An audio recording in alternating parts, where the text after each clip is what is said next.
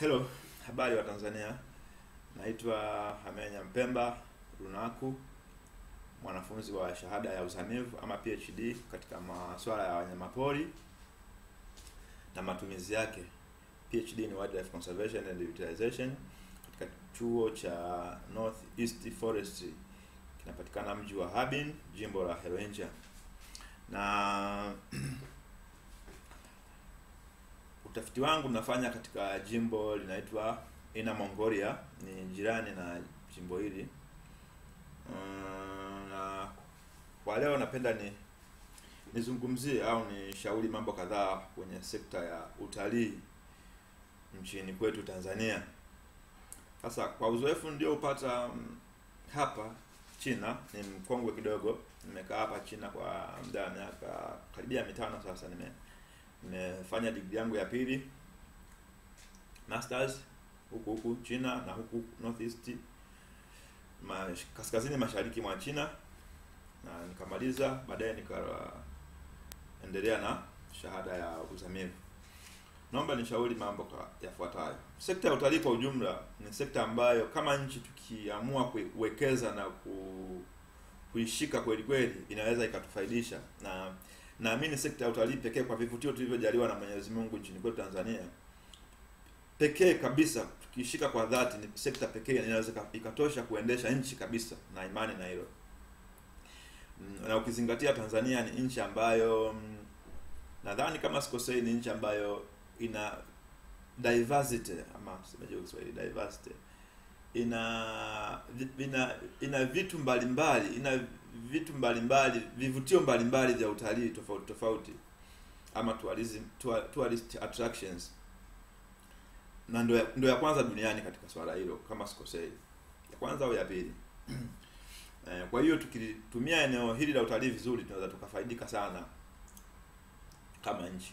Naamini mpaka sasa hizi sekta ya utalii ni moja ya sekta inainua sana uchumi wa nchi, lakini naamini bado kabisa hata robo ya tunachotakiwa kukipata bado hatujakipata. Sasa wenzetu wa China nao walikuwa nyuma sana kama sisi katika eneo hili, lakini wamepiga hatua sana. Kama unavyojua utalii umegawanyika katika katika aina mbalimbali kutegemeana na utakavyotaka ku categorize. Lakini nataka nizungumzie utalii wa ndani na utalii wa nje, na yote nitakuwa nazungumza in reference to China ambapo nimekaa muda mrefu kidogo, kwa hiyo nimepata experience ya kutosha. Kabla sijaendelea, nchi ambazo zimefaidika sana na utalii ni nchi kama Ufaransa, Ujerumani, Marekani, Italia na China. Ukiacha ziko nyingine nyingi, lakini hizo kwa haraka zinafaidika sana na utalii. Na tukizungumzia China, inafaidika sana kwa utalii wa ndani. Wa nje sawa, lakini wa ndani inafaidika sana sababu watu wake wamekuwa conscientized, sasa wanafanya sana utalii wa ndani. Sasa basi, nataka nizungumze mambo matatu au manne au matano katika utalii wa ndani na manne au matano katika utalii wa nje, mambo ambayo tunaweza tukayafanya yakasaidia boost sana utalii wa nchi na ni sekta ya utalii nchini kwetu. Taanza na utalii wa ndani wa nje, na taanza na utalii wa ndani. Kushauri utalii wa ndani, kwanza kabisa kumekuwa na notion kwamba Watanzania wengi hawapendi kufanya utalii wa ndani. Hapana, sio kwamba hawapendi, ni kwamba hawajashawishiwa sana kwa nini wafanye utalii wa ndani. Wachina nao walikuwa hivyo miaka ya nyuma, lakini sasa wanaingia sana, wanafanya sana utalii.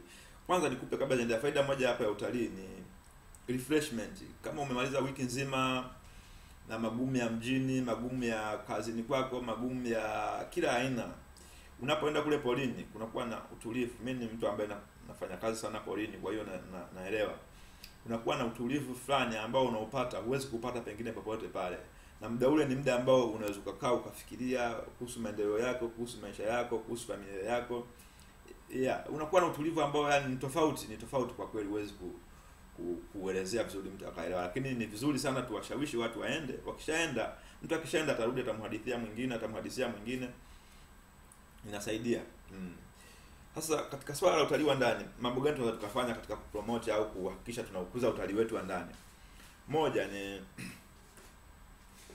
kuna vitu vinaitwa kufanya matukio ya kijamii tuwe tunayafanyia, kushawishi yafanyike ndani ya vivutio vyetu vya utalii. Kwa mfano, au kwa kizungu tunasema park events au competitions. Kwa mfano, tuchukulie tuwe tunaweka labda mashindano ya wilaya mbalimbali, labda katika nyanja tofauti tofauti, labda mpira, netball na mambo mengine mengi. Sasa hayo mashindano yanaenda kufanyikia let's say Ngorongoro National Park. Wanapoenda kule, wale watu watafanya mashindano yao. Mkubwa itakuwa ni mashindano, lakini watafanya mashindano yao na baadaye watakuja kuona. Sasa wengi hawapendi kutalii kwa sababu hawana ile experience, hawajui nini wanakipata kule. Kwa hiyo atakapoenda kufanya yale matukio yao kule, itakuwa ndio mwanzo wa kuwa conscientized, kwa kumbe huku ni maeneo mazuri ya utulivu. Baada ya hapo watatoka, wataenda kwa shawishi na wenzao. Itakuwa rahisi kwa watalii watu wa Tanzania kwenda kushawishika kwenda kufanya utalii. Na okay, katika hizo park events, swali lingine unaweza kusema labda mikutano mbalimbali ya serikali, kusema itakuwa inafanyikia kule, serikali inapanga wanafanyia kule. Kitu kingine kikubwa unaweza kukifanya hapo ni kitu kama labda kama kuna kuandaa matamasha ya muziki. Let's say chukulia mwanamuziki, labda serikali inaweza na ushawishi mkubwa. Nasema leo wanamuziki wenye nguvu Tanzania, watu kama nani? Watu kama Diamond, watu kama Alikiba, unasema okay, tutakuita ukafanya show Serengeti na watu wataenda kule na kiingilio kitakuwa bure. Watajaa. Najua kutakuwa na challenge ya mazingira, kwamba watu wakiwa wengi kule wataharibu mazingira. Ni mipangilio itakayokuwa imewekwa kule, itawekwa sehemu maalum ambayo ni special kwa event hiyo. Na okay, tunaweza kufanya tusema noise pollution labda kwa wanyama. Hapana, kuna aina nyingi za music. Unaweza kufanya vitu kama silent disco, watu wakawa na earphones zao au headphones, wanasikiliza music, wanaenjoy, wanaangalia show live, na baadaye wakitoka hapo wanaenda kulala katika vile hoteli vidogo, vyumba vya hoteli vidogo vya utalii, ambavyo akilala siku 2-3 au hata ile siku tu ya tukio ya event, akarudi atafili mazingira tofauti, na hiyo itamfanya akawashawishi wenzake. Hiyo ni moja. Kwa hiyo ngoja kwanza, kabla sijaendelea katika hilo, ni kwamba mashindano mbalimbali, na hasa serikali inatakiwa iwe mstari wa mbele katika hilo. Unaweza kusema mashindano ya vijana wa sekondari wanaenda kufanyia kule bure, ni promotion hiyo. Kwa hiyo wape watu bure, wafanye wafili, wapate ile feeling ya kuwa kule. Haya, hiyo moja. Mbili, katika utalii wa ndani, hayo yote yanafanyika China huko. Katika utalii wa ndani ni endless campaign, au kuwa na promotion au campaign au matangazo. Katika kampeni zinazohusisha matangazo ambayo haiishi, yani nilisikia kuna kipindi TANAPA walitoa ofa kwa Watanzania, ni swala jema kabisa, lakini ilikuwa siji siku 3. Usiweke siku 3, weka muda wa kutosha, yani wewe endless campaign, kwa sababu sisi bado ndio tunafanya, ni mwanzo, hatujafika popote kwenye utalii wa ndani, ni mwanzo. Hayo yote China wamefanya mwanzo, wamefanya sana, na mpaka sasa hivi wakati mwingine huwa kuna wiki za utalii, wiki nzima watu wanaenda bure. Kwa hiyo weka muda mrefu tu, tukasema labda for a week, na itakayofuata tena labda baada ya kila ndani ya mwezi, labda kila mwezi mmoja, labda kuwe kuna utalii wa free 1 week, watu waende. Na hizo endless campaigns zifanyike kwa kutumia njia mbalimbali, radio, televisions, muda wote, yani iwe ni kila mara, baada ya taarifa, katikati ya taarifa, kwenye mikutano ya habari, kila mahali, yani ni kwamba unazungumzwa utalii. Ni kama mtoto mdogo, unajua, ni kama mtoto mdogo anapoanza sikiliza mara nyingi, baadaye kishazoea, anaona kumbe hili swala ni potential na ni la muhimu kwake, sio kwake tu na kwa taifa lake, kwa sababu unapoenda unachangia mapato na itasaidia kuinua uchumi. Kwa hiyo kwa mwanzo tufanye hivyo, tuwe na kampeni ambazo haziishi, yani kila mahali, kila kona ni tunazungumza utalii tu, itasaidia. Yani tukasema kwa mfano, kila rais anapotaka kuzungumza atazungumzia something related to utalii. Kila meeting inapotakiwa kufanyika, lazima kitu fulani kinachohusu utalii wetu wa ndani kifanyike, kizungumzwe au kiwe presented. Hiyo itasaidia. Yote haya yanafanyika huku. Swali lingine ni kuwa na tukasema tuweke madarasa, tufundishe utalii, somo la utalii lifundishwe vizuri kabisa kuanzia shule ya msingi mpaka university. Tuwe na mtaala kabisa maalum kwa utalii tu. Acha hii imechanganyikana geography na neno. Iwe ni utalii tu, yani tunasema tourism from the area, kwa na mchanga kabisa mpaka juu. Itasaidia watu kuwa na feelings za sekta hii, na wenzetu wamefanya hivyo. Yani mtu anazaliwa kama mchanga, anakuwa anaenda shule, anaenda sekondari, anaenda university, lakini kila sehemu nasikia utalii inasaidia. Swala lingine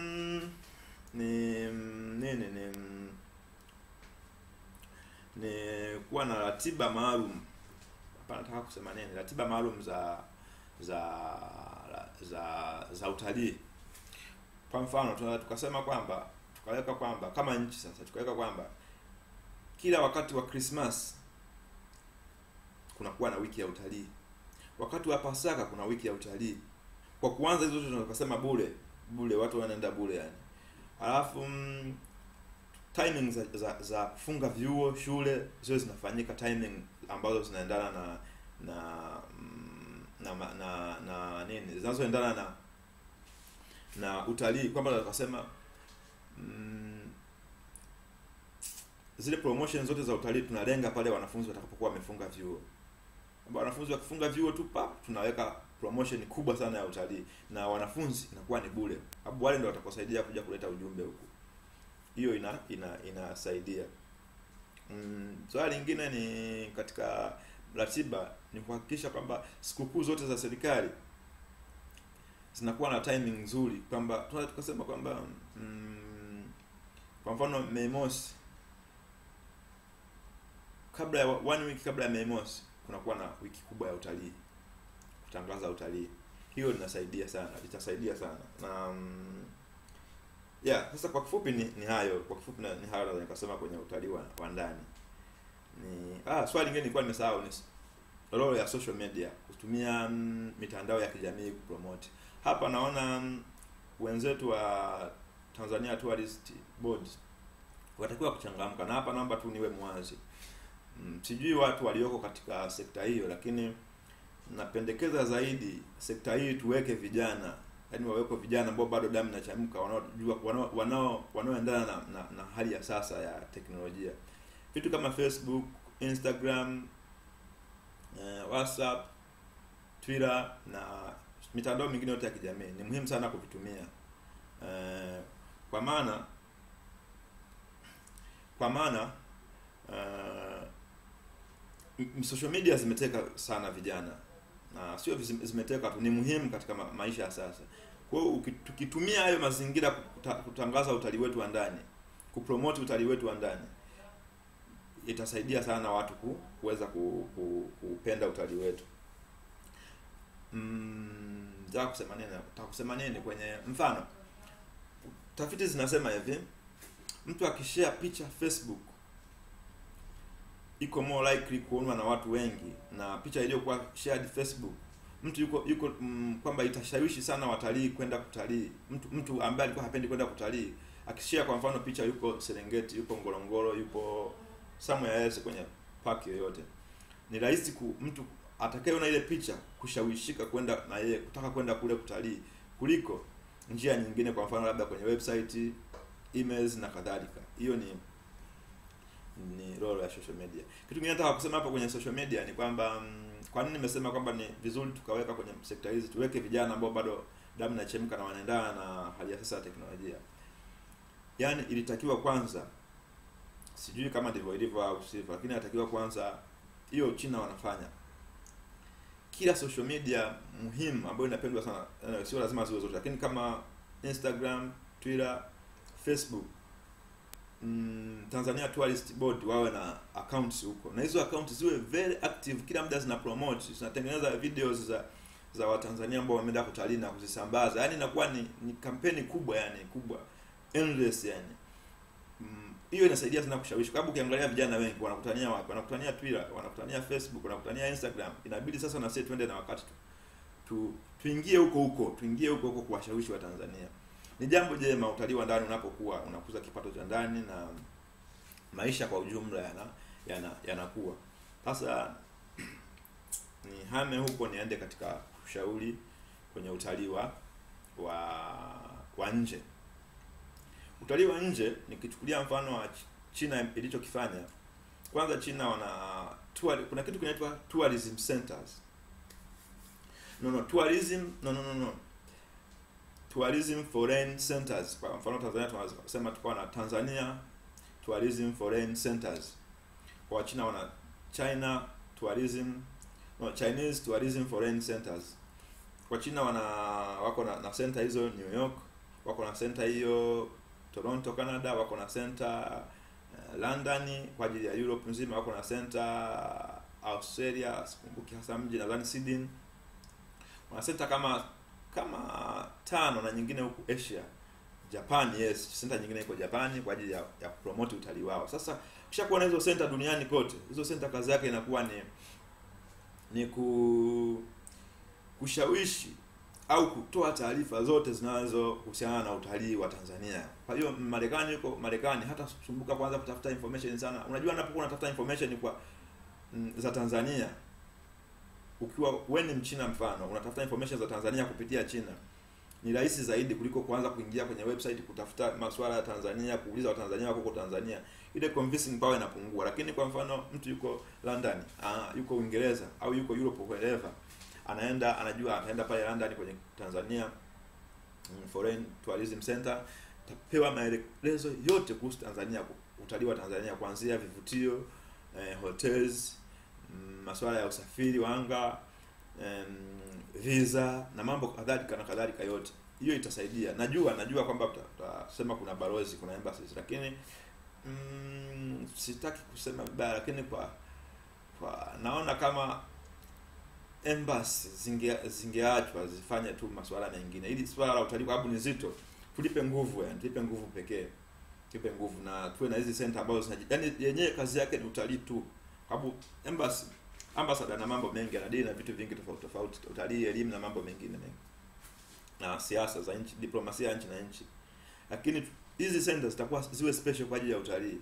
Tena ikiwezekana mtu akitaka visa ya kwenda Tanzania moja kwa moja aenda kuipata kwenye center. Sasa kwa Tanzania nashauri nini? Kwa sababu China wameibuka sana, wanafanya sana utalii wa nje nao. Tuteke soko la China. China kuna watu 1.4 bilioni 1.384.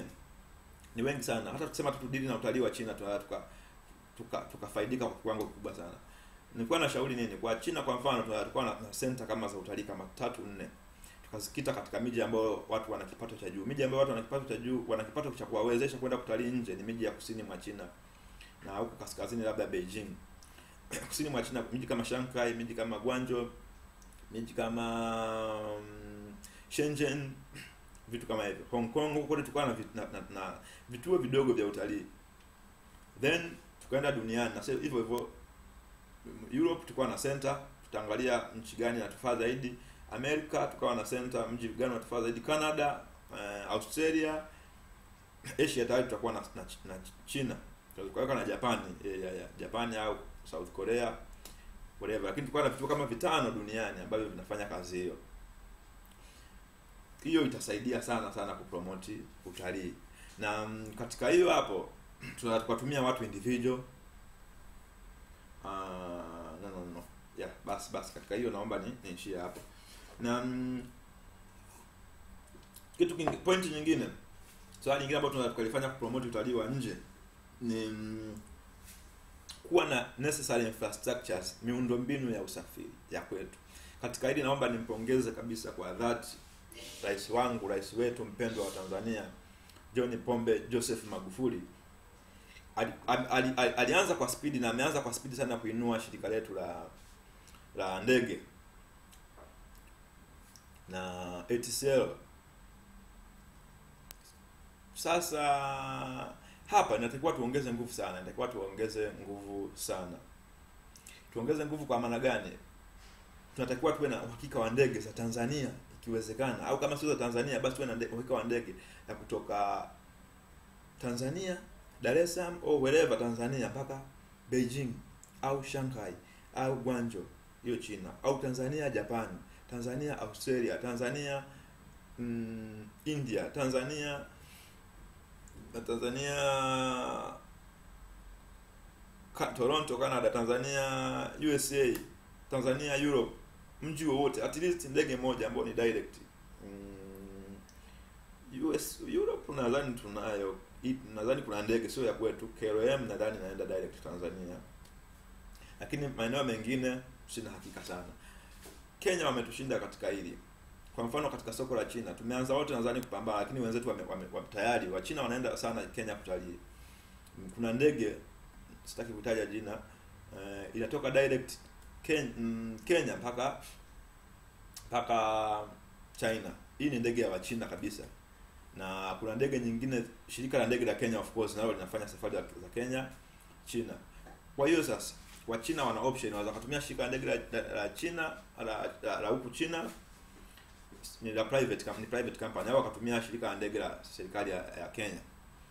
Na hili nimelishuhudia sana. Utakuta Wachina wanataka kutalii Tanzania, wanapita Kenya. Akifika Kenya atadanganywa, atashawishiwa, next time hata rudi tena Tanzania, ataenda Kenya moja kwa moja. Wataambiwa kwa nini unahangaika kwenda Tanzania wakati Kenya kuna unachokitaka, kipo unachokitaka kinachofanana na Tanzania. Kwa hiyo hata rudi tena Tanzania.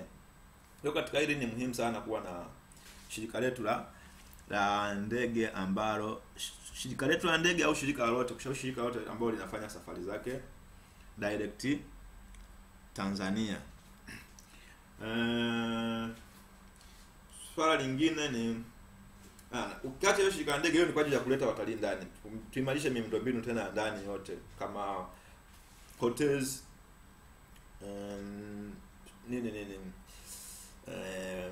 provision ya internet. Mtalii kitu cha kwanza anachotaka ni kwamba atakapokuwa popote, awe hotelini, awe na access ya mawasiliano na kwao. Ni swala la msingi sana. Kama Wachina huwezi kumweka sehemu yoyote kama hana internet ya kuwasiliana. Hizi wifi katika mahoteli, katika public areas. Nashukuru niliona kuna kituo kimoja cha daladala pale Dar es Salaam, sim nadhani kinaitwa, sikumbuki vizuri. Kuna wifi pale. Hayo ni mambo muhimu sana ya kufanya, yani ni madogo lakini yanawavutia sana wenzetu. Kwa teknolojia kama unavyojua imeteka dunia. Pointi nyingine ya tatu tunataka kufanya ni engage diasporas. Engage diasporas ni Watanzania wanaoishi nje. Tunaweza tukasema individuals, watu binafsi, tukasema wanafunzi, tukafanya sema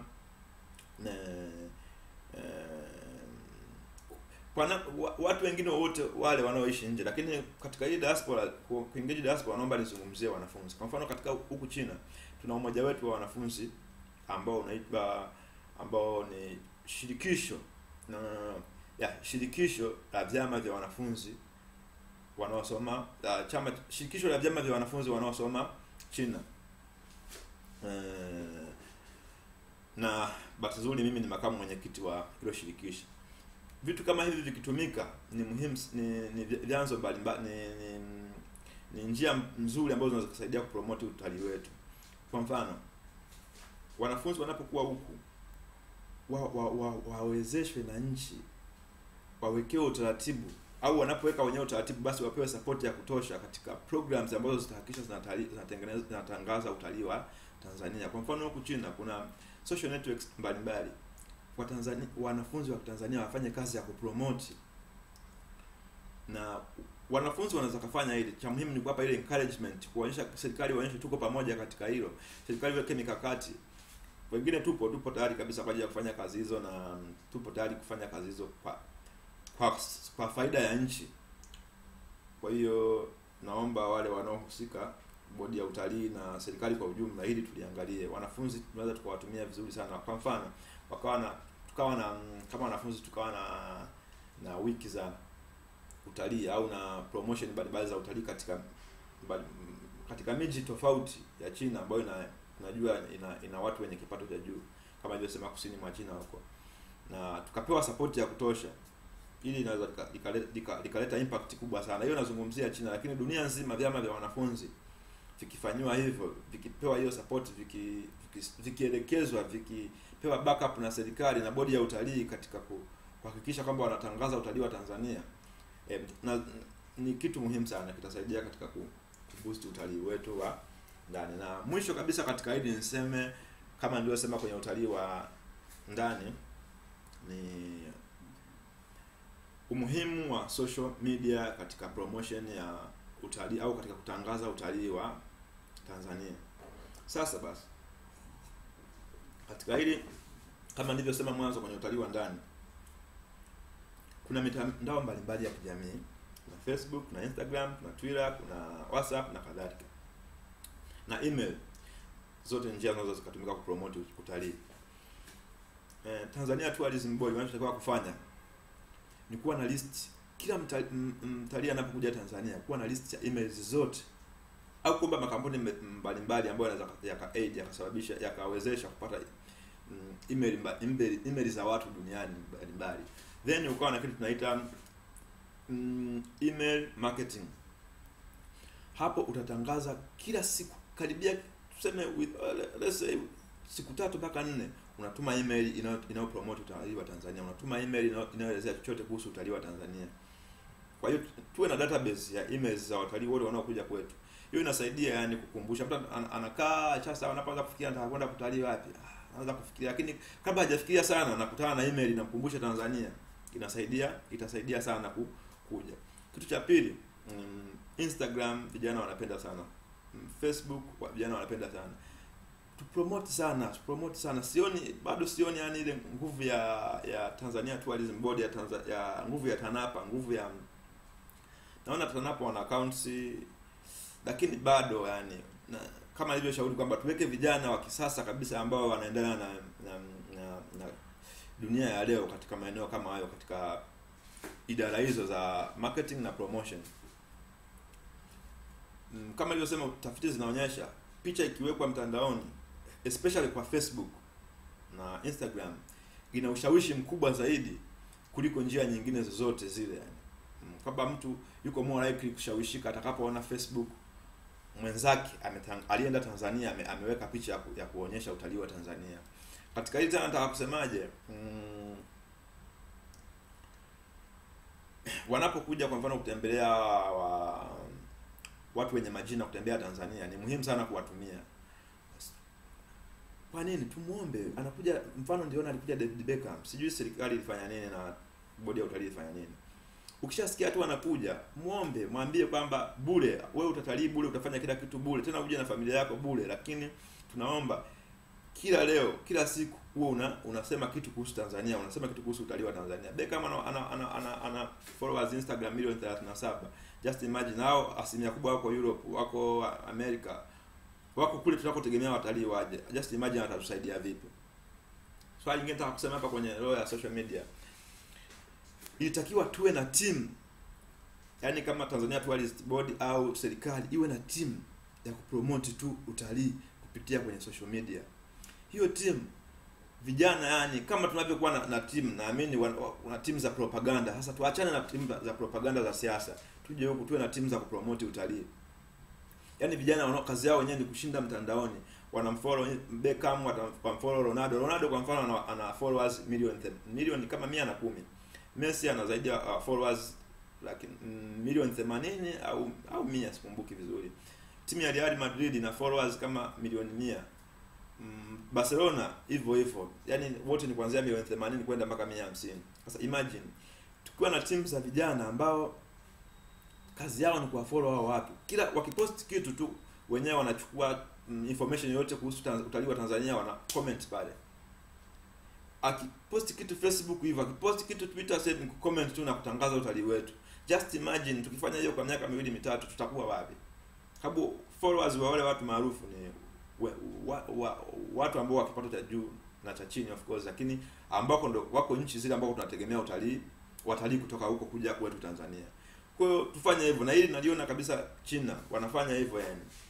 Mtu yote maarufu wana timu zao za kupromote utalii. Mtu maarufu nakuta na followers ambao ni special kwa ajili ya kufanya promotion. Akiweka kitu tu nao wanapost, wana comment kwa kuweka mambo yao ya kuhusu utalii. Kwa hiyo hii itasaidia sana.